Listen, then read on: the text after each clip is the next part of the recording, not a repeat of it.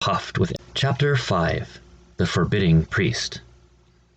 After meeting Alevich, Vicaris trained more industriously, partially from a sense of obligation, as if the debt he believed himself to owe to his mother's rescuer, one he did not know how to pay, could be relieved by the sweat, tears, and blood he shed during his long days. But this was not the only agitator spurring his heart into perpetual motion. He had intense feelings and opinions on every matter he encountered. He remembered every face he saw in the field when he met Alevich, and he believed himself responsible for their fortunes. His tutors spoke of the responsibilities that came with his education and training. They were training a noble knight, whose behavior, at least among company, would have to adhere to the chivalric code.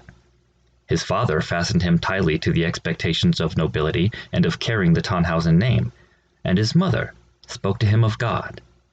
Her devotion to Christ and the Church had a sincerity and purity beyond anything he saw in his father or tutors.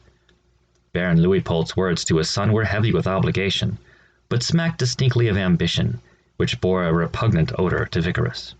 When the boy was only 10, Philip, Duke of Swabia and King of the Germans, was assassinated. The dukedom remained vacant for 4 years while the Welf and Hohenstaufen dynasties fought for control over Germany.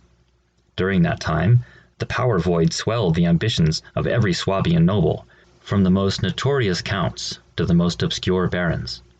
Luitpold was not immune to the siren call of power, and he believed that the military prowess and political exploits of his sons were his greatest tools for advancement. When Duke Ludwig of Bavaria threw his support behind Friedrich of Hohenstaufen, and the winds seemed to blow in that direction, Baron Luitpold von Tannhäuser offered all that he could to gain favor with Friedrich, including the lives and services of his sons. But his 4th son was already sworn into the service of the Welf enemy.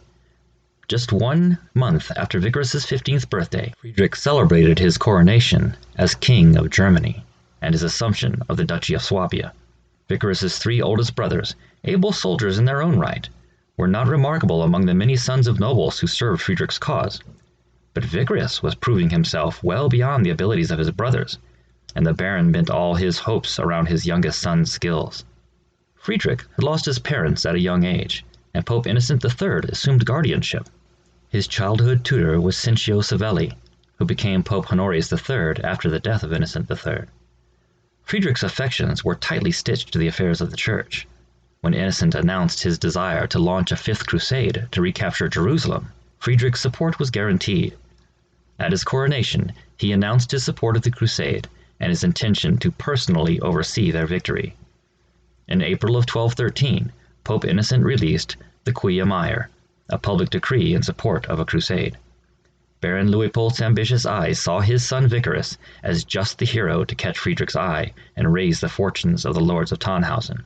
He placed that weight on young Vicaris's shoulders, telling his son, "I have taught you, now you will make me a duke." As self-motivated as Luitpold's pride was, it was still pride in Vicaris, and Vicaris's chest puffed with every exaggerated compliment and every dreamy fantasy of his future heroics that rolled so freely from his father's tongue. When Holy Roman Emperor Otto of Brunswick suffered his defeat in the Battle of Bouvines in July of 1214, all of Europe knew that Friedrich would someday be emperor, and Luitpold's dreams of becoming the Duke of Swabia had a shimmering glint of possibility. Vicaris was 16. He handled the sword like a seasoned knight, and he was prepared for battle as any 16-year-old could be, and Luitpold was ready to hand his son's life over to Friedrich. Vicaris's mother did not subscribe to the life her husband had meticulously scripted for her favorite son. She saw much deeper into Vicaris's soul than any of his other relations. She prayed with him every night and witnessed firsthand her son's devotion to God. She intended for him a life in the Church. Mathildus had a copy of the Quia Maior. Vicaris read it and dreamed of glory. As he approached his 17th birthday, discussions of a contentious and fiery nature filled the air of the castle, air that had known generations of placidity and was angry to have to carry the yelling voices of the Baron and Baroness through its hallowed halls. The Baron had much to gain through his ambitions for Vicaris, but much to lose in the tenderness of an affectionate wife. His fantasized dukedom drifted from him as his wife asserted her authority, until a compromise came to mind. Luitpold presumed upon an old family debt, a service long forgotten by most. The lords of Tannhäuser were instrumental in the elevation of many ministerials. families who were raised from serfdom. They became knights and unfree nobles, but through deeds and connections, they rose through the ranks of German nobility. One of these ministerials was the grandfather of Hermann von Salza. In 1189, Hermann fought as a knight in the siege of Acre in the Third Crusade, securing Christendom's most valuable stronghold in the Holy Land. He was among those first 40 German knights initiated into the Order of Teutonic Knights, a religious order of warrior monks under the command of the Pope. In 1209, Hermann became Grand Master of the Teutonic Knights, a prestigious position in both religious and secular circles. The fame and appeal of the order grew throughout Germany since its founding in 1190. The debt the von Salza owed to the lords of Tannhäuser grew in value with Hermann's successes. He was a friend and counselor to Friedrich, and when the Pope raised the Teutonic Knights to the level of the Templars, his position as Grand Master placed him among the most powerful and notorious names in Europe. It was Mathildus, not Luitpold, who first recalled the connection.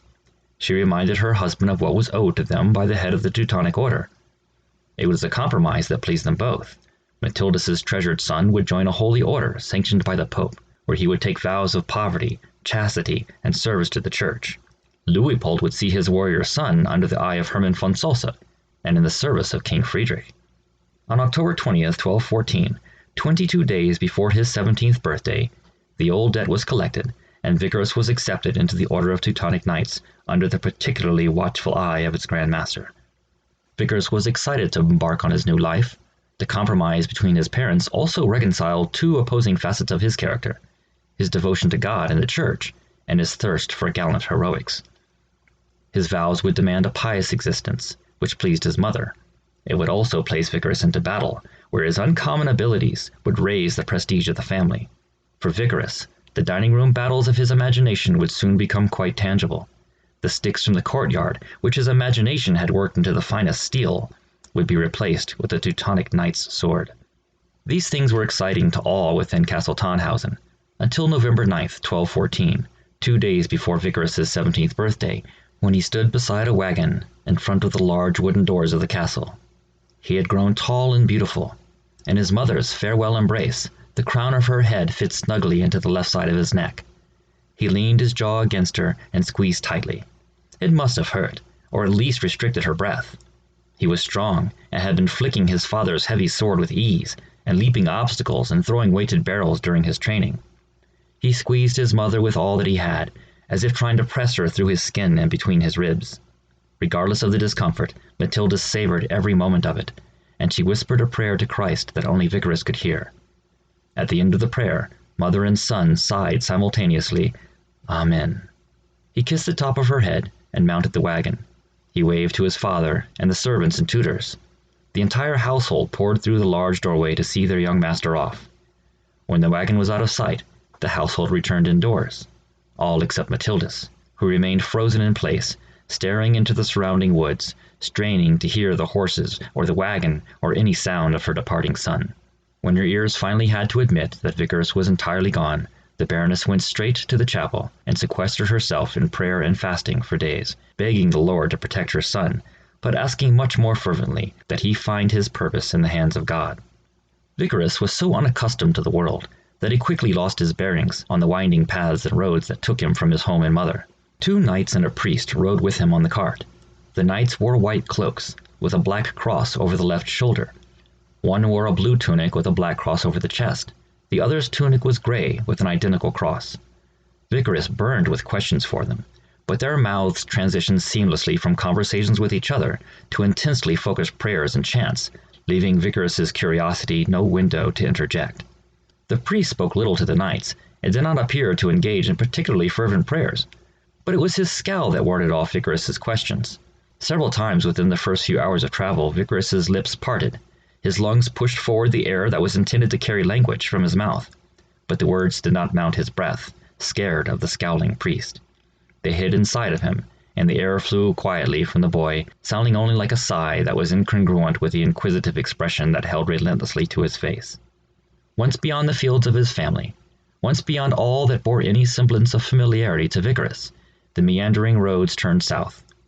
Of course, Vickers did not know this. They could have turned upward to the sky, or downward to the earth, and he would not have known better. The commonest things, Swabian wildlife that played in the woods and fields of the area since before time, were strange and mystical to Vigorous's virgin eyes and ears.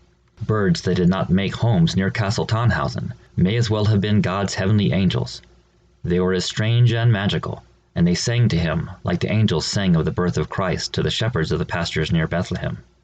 The hills were higher than he had imagined them, the fields more expansive, and the wonders that befell his senses were as responsible for his muted voice as the forbidding scowl of the priest who piloted the cart. The day grew old, and the cart did not stop rolling forward. They did not break for rest or refreshments, though they had passed many homes, villages, and quiet fields that begged for their attention. Vigoros was hungry, and his legs protested against their long hours of idleness.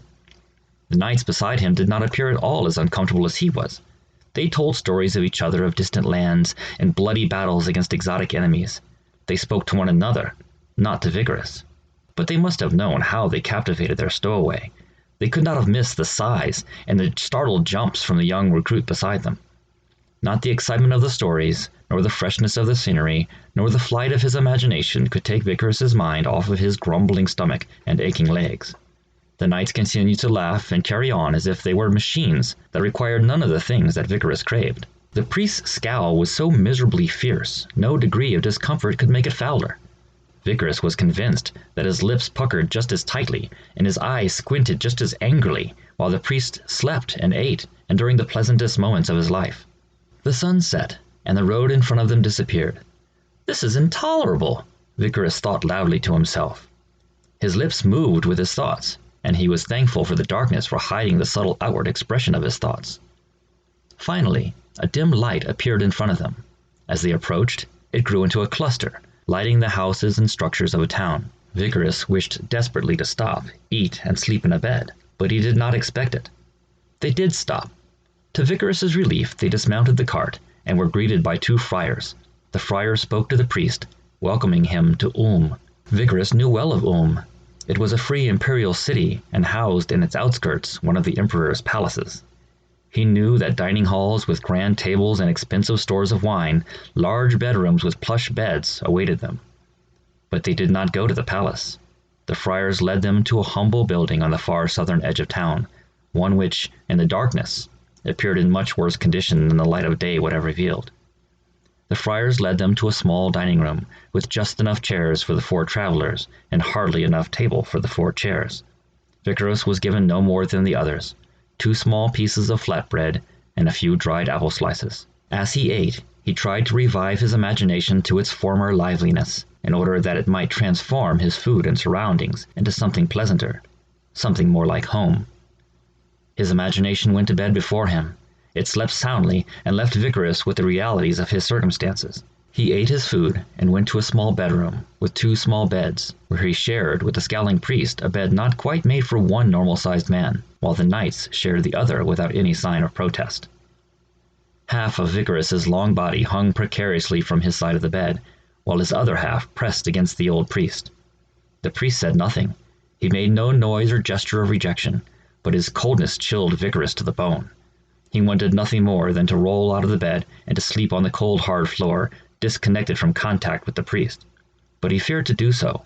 To offend a man he could hardly imagine being less congenial.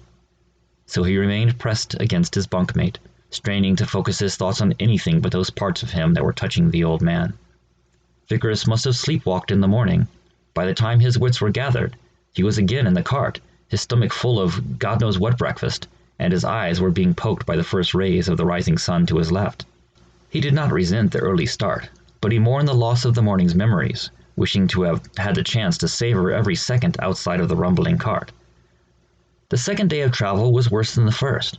By mid-morning, Vigoros's bones could hardly sit still and be rattled by the violent love affair between the rough road and the hard wheels of the cart. He reminded himself that he is Luitpold Vigoros von Tannhäuser, son of the Baron von Tannhäuser. His ancient lineage should purchase him a demand or 2 from the scowling priest and the 2 knights beside him. The reminder bolstered his courage enough to ask for a brief stop, which was reluctantly granted by the priest, whose level of disappointment was entirely undiscernible behind his perpetual grimace. The knights, having never considered stopping to rest, discussed the matter for a moment, then concurred with Vigoros. They stopped the cart, and Vigoros jumped off first.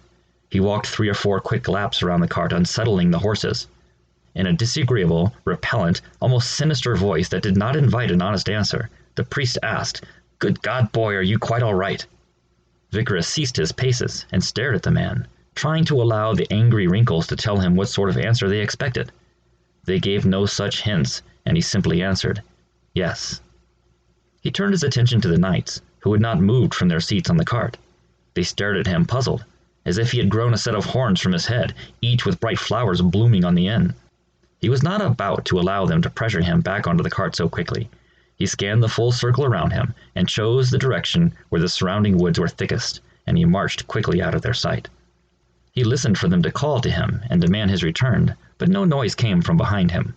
He worked his way between trees and around bushes, allowing his mind to wander between tender thoughts of home and clanging, hollering, violent heroics in the throes of holy battle. He meandered quite mindlessly, until he had circled around and noticed that the road and cart were in front of him. The sound of low chanting entered his ears simultaneously as the sight of the cart met his eyes. He followed the sound around to the other side of the cart, where all 3 of his fellow travelers were on their knees in prayer.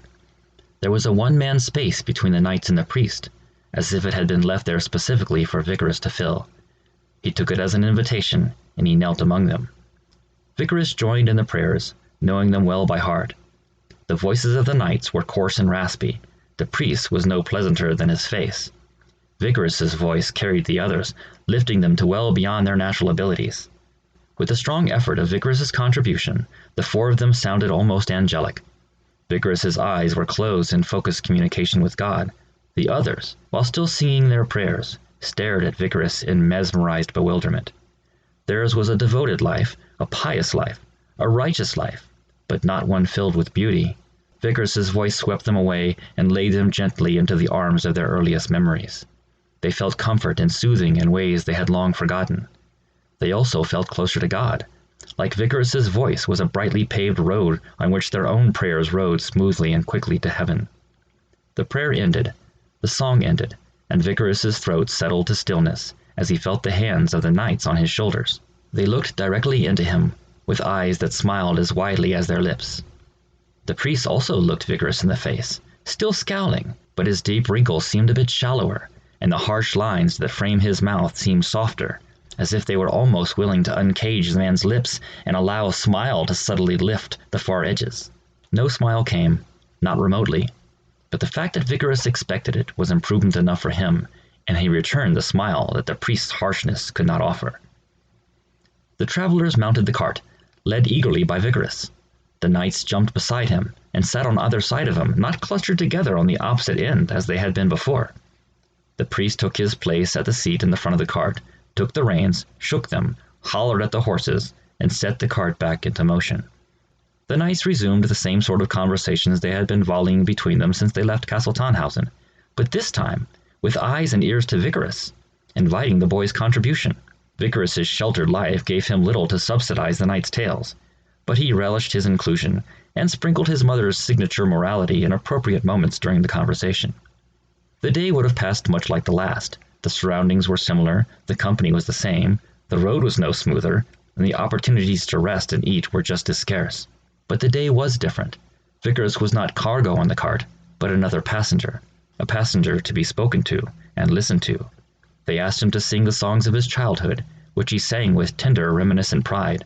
The day passed much more quickly than the last, and the low sun was striking the right side of the cart with the last few rays of its elderly, outstretched fingertips. The dark played games with them all, and silenced the jovial songs and discussions that had carried them through the day. In the absence of distractions, the hunger and the achiness took center stage of Vickers' contemplations. They rolled into another town, much smaller than Ulm. Again 2 men met them at the road. They walked the cart between the sparsely scattered houses, into the largest building in the town. The darkness forbade vivid study of his surroundings, but Vickers did not care. His physical needs greatly outweighed his curiosity. The monks welcomed them to the Salem Monastery in the town of Ostrach. The structures of the monastery were beautiful, even in the dim light. The monks led the travelers into a dining hall where Vickers devoured stew, bread, and beer. After the meal, his head grew light and his eyelids heavy. In the morning he hardly remembered being shown his lodgings or changing into the robe provided him by his hosts. or sliding into the bed that, while much rougher and harder than his own bed at home, was as welcoming to him as his mother's arms.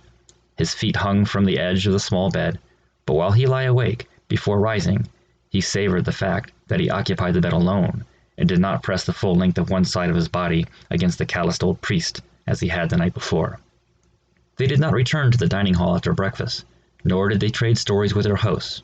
Before the eastern sky blushed with the slightest hint of rose, Vickers and his companions were on the road again. End of chapter 5.